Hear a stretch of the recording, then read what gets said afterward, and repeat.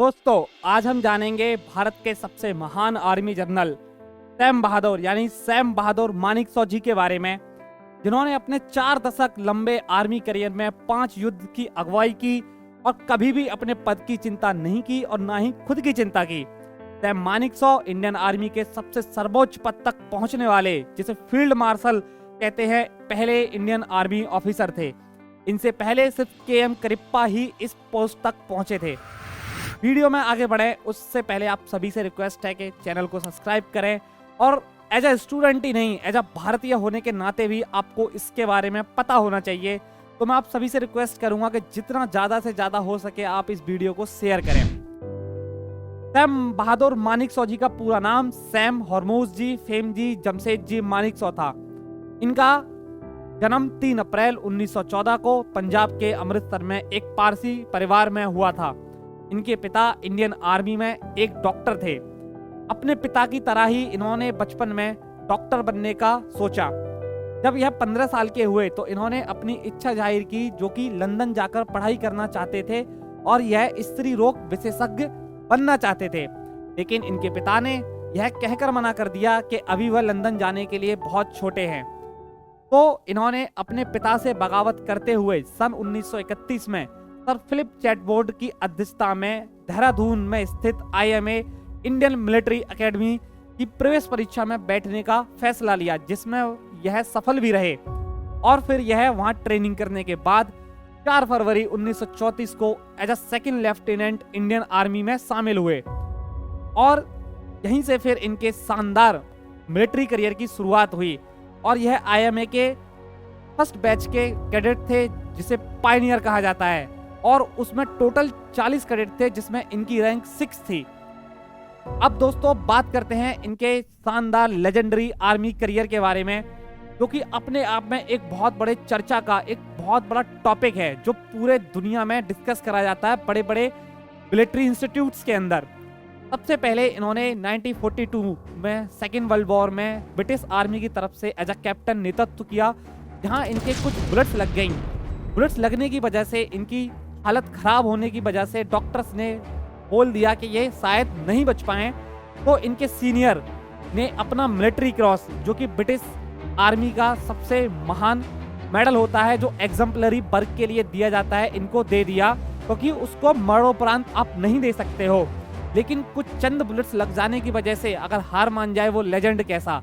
After some time ये जब recover करे और सही हुए तो इन्होंने फिर से अपने करियर की शुरुआत करी और बहुत बड़े बड़े कारनामे करके दिखाए। जब 1947 में इंडिया पाकिस्तान का पार्टीशन हुआ तो इनके पास ऑप्शन था, ये चाहे तो पाकिस्तानी आर्मी ज्वाइन कर लें या फिर इंडियन आर्मी ज्वाइन करें।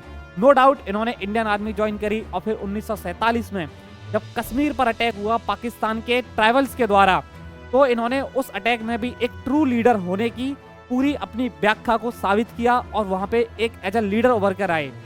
फिर जब 1962 में हम बात करेंगे इंडो चाइना वॉर की, जब इंडिया की कंडीशंस खराब हो रही थी, जब हम हार रहे थे, तो नॉर्थ ईस्ट में इन्होंने कमान संभाली और वहां जाते ही सबसे पहला जो ऑर्डर इशू किया अपने जवान्स को, उसमें लिखा था, जो आगे जाकर एक बहुत बड़ा सबब बना लोगों के लिए और एक बहुत चर्चा का विषय रहा, जिसमें लिखा था, Gentlemen, I have arrived and there will be no withdrawal without written order and these orders shall never be issued। मतलब जेंटलमैन, मैं यहाँ आ गया हूँ और अब बिना मेरे रिटर्न ऑर्डर के कोई भी विड्रॉल नहीं होगा और आपको पता है ऐसा ऑर्डर मैं कभी भी इशू नहीं करूंगा। और फिर अगर हम बात करें सैम बहादुर मानेकशॉ जी के बारे में, तो जैसा कि हम जानते हैं इनको जाना जाता है इनके बोल्ड आंसर्स, जवाबदेही के लिए, और इनको कभी भी किसी की जी हुजूरी पसंद नहीं थी, चाहे कोई पॉलिटिकल लीडर हो, कोई लीडर हो किसी भी पार्टी का, या फिर कोई एडमिनिस्ट्रेटिव ऑफिसर हो। जब 1971 का वॉर चल रहा था, जब पाकिस्तान ने बांग्लादेश पर अटैक करा था, जो उस टाइम पर ईस्ट पाकिस्तान के नाम से जाना जाता था, तो अप्रैल में प्राइम मिनिस्टर इंदिरा गांधी जी ने मीटिंग बुलाई और इनको भी इनवाइट किया। उस टाइम पर यह चीफ ऑफ आर्मी स्टाफ हुआ करते थे। तो इनसे कहा गया कि इंडियन आर्मी को अटैक करना चाहिए पाकिस्तान पर, लेकिन इन्होंने मना कर दिया कि मैं अभी ये ऐसा नहीं कर सकता हूं।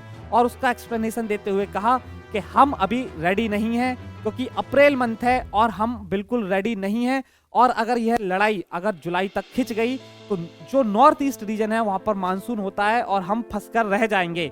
और फिर इसी के चलते इन्होंने कहा कि मेरे लीडर, मेरे जो प्राइम मिनिस्टर हैं, उनको जरूरत है कि मैं अटैक करूं, लेकिन मैं अभी नहीं कर सकता, तो मैं अपना रेजिग्नेशन देना चाहता हूं। लेकिन प्राइम मिनिस्टर भी जानती थी कि ऐसा पॉसिबल अभी नहीं है, तो उन्होंने भी रेजिग्नेशन से मना कर दिया कि आप ऐसा नहीं कर सकते।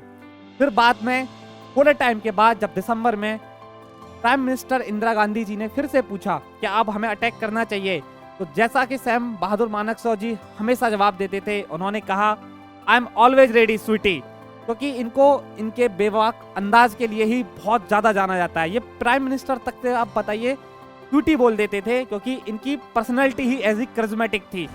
और फिर जब 1971 का वॉर स्टार्ट हुआ, जिसमें सिर्फ 13 दिन के अंदर पाकिस्तान को बहुत बड़ी शिकस्त का सामना करना पड़ा, और वर्ल्ड वॉर के बाद में पहली बार इतने सारे सोल्जर्स को सरेंडर कराया गया, जिसमें 93,000 प्रिजनर्स ऑफ वॉर बने।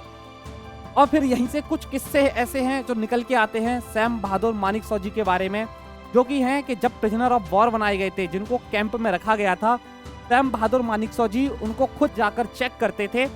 और जो 1971 का पूरा वॉर हुआ था ना, उसकी पूरी प्लानिंग सैम बहादुर मानेकशॉ जी ने पूरे एक टिश्यू पेपर पे कर दी थी। आप सोचिए, ये एक सबसे सही एक्सप्लेनेशन है जो बताता है कि एक ट्रू लीडर, एक ट्रू आर्मी लीडर कैसे सोचता है। और उसके बाद में जब 1971 का वॉर खत्म हो गया, तो इसी दौरान कुछ रूमर्स ये उठे कि मानेकशॉ जो हैं तख्ता पलट करना चाहते हैं। तो प्राइम मिनिस्टर इंदिरा गांधी ने इनको फिर से समन किया और बुलाया। तो सैम बहादुर जी ने कहा कि प्राइम मिनिस्टर आप अपना काम करिए और मैं अपना काम कर रहा हूं, और यह कहकर बात खत्म कर दी। अब हम अगर आगे बात करें तो सैम बहादुर मानेकशॉ जी को प्रेसिडेंट बीवी गिरी के द्वारा 1973 में प्रमोट किया गया, एज अ फील्ड मार्शल की उपाधि दी गई राष्ट्रपति भवन में, और इनको पद्म भूषण और पद्म विभूषण से भी नवाजा गया, जो कि इंडिया के 2nd and 3rd highest civilian awards हैं। और दोस्तों, जैसा कि आपने यहाँ तक पढ़ा कि इनके शानदार मिलिट्री करियर में ऐसी कोई भी चीज नहीं थी जिसके बारे में हम कभी भी ये कह सके कि ये सही नहीं किया।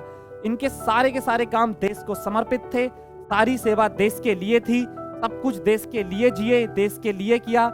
लेकिन इनका जो अंतिम समय था वो कुछ इस तरीके का इतना अच्छा नहीं रहा।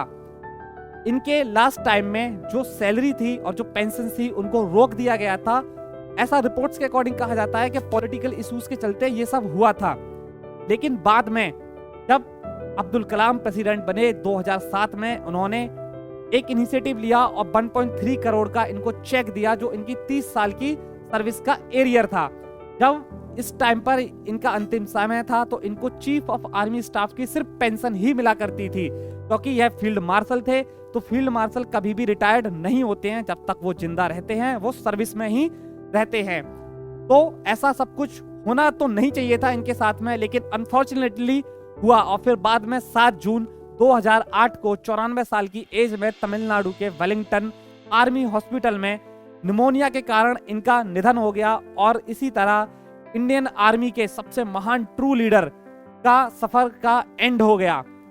दोस्तों, मैं आशा करता हूं कि आप सबको यह वीडियो बहुत अच्छी लगी होगी, और अब आपसे मिलेंगे नेक्स्ट वीडियो में। तब तक के लिए जय हिंद, जय भारत।